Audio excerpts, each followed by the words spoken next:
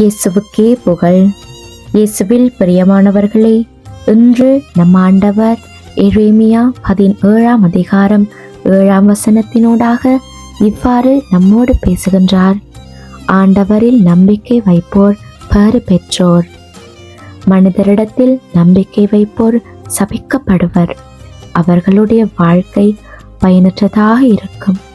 ஆனால் நம்மை உருவாக்கிய ஆண்டவரிடத்தில் நாம் நம்பிக்கை வைத்தால் எல்லா மனுஷர்களை பார்க்கிலும் பேறு பெற்றவர்களாயிருப்போம் என்பதை ஆண்டவர் இன்று இந்த வார்த்தையினூடாக நமக்கு உணர்த்தி நிற்கிறார். இந்த காலத்துல எங்களுடைய நம்பிக்கை எதுவாக இருக்கிறது? மனுஷர்களிடமா அல்லது கடவுளிடமா?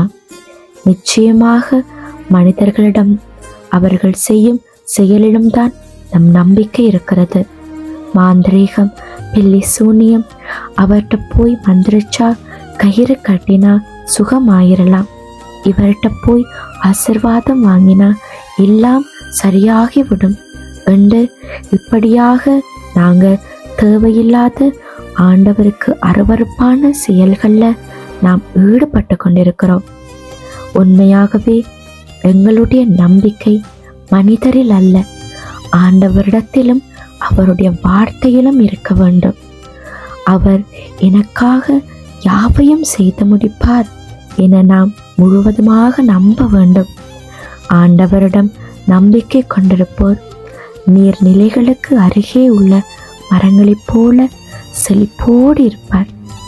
ஆண்டவரிலே வேரூன்றியவர்கள் எப்போதும் ஆன்மீக பலத்துடன், எவ்வளவு பாடுகள் வந்தாலும் பலத்தோடு உறுதியாக இருப்பர்.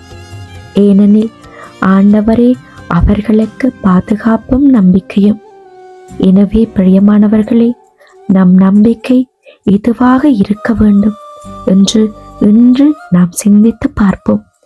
எங்களுடைய நம்பிக்கை முற்றும் முழுவதும் கடவுளாக இருக்க வேண்டும். அவரை நம்புகிறவர் பயனுள்ளவர்களாக இருப்பார். இந்த வார்த்தையை விசுவசிக்கிறீங்களா? தொடர்ந்து இந்த வார்த்தையை குறித்து ஜெபம் செய்யுங்க. ஆமேன்.